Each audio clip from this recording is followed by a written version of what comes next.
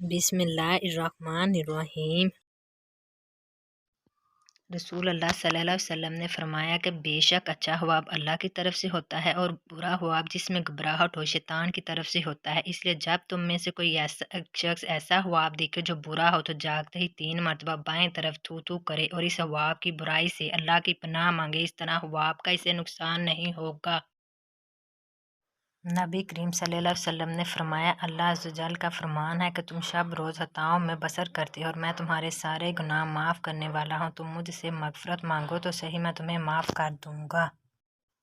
रसूल अल्लाह सल्लल्लाहु अलैहि वसल्लम ने फरमाया, मैंने दोज़ख को देखा, क्या देखता हूँ कि औरतें बहुत हैं, वो कुफ़र करती हैं। लोगों ने कहा कि अल्लाह के साथ कुफ़र करती हैं। आप सल्लल्लाहु अलैहि वसल्लम ने फरमाया, नहीं, हामद का कुफ़र, नाशुक्री करती हैं और एहसान नहीं मानती। औरत से सारी उम्र एहसान करे, फिर वो एक ज़रा सी कोई बात तुझ में दिखे जिसको नापसंद करती हो तो कहने लगती है, मैंने तुझ में कभी कोई खैर नहीं देखी।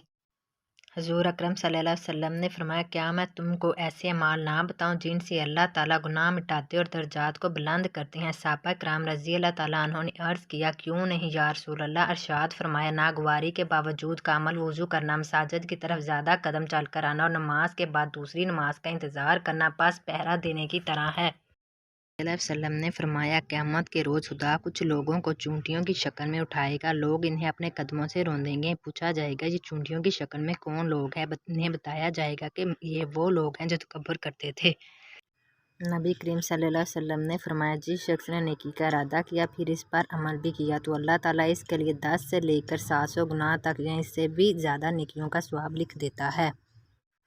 मोहम्मद रसूल अल्लाह सल्लल्लाहु अलैहि वसल्लम ने फरमाया, फितनों के दौर में सुबह को आदमी मोमन होगा तो शाम को काफिर और शाम को मोमन होगा तो सुबह को काफिर हो जाएगा। तब आदमी दुनिया के मामूली सामान के बदले अपना दीन बेच डालेगा। मोहम्मद रसूल अल्लाह सल्लल्लाहु अलैहि वसल्लम ने फरमाया, बेशक मोमन की मिसाल शहद की मक्खी की तरह है जो फूल जैसी पकीज़ा चीज़ खाती है, शहद जैसी पकीज़ा चीज़ निकालती है और जब वो किसी चीज़ पर बैठती है तो वह इसे ना तोड़ती है और ना खराब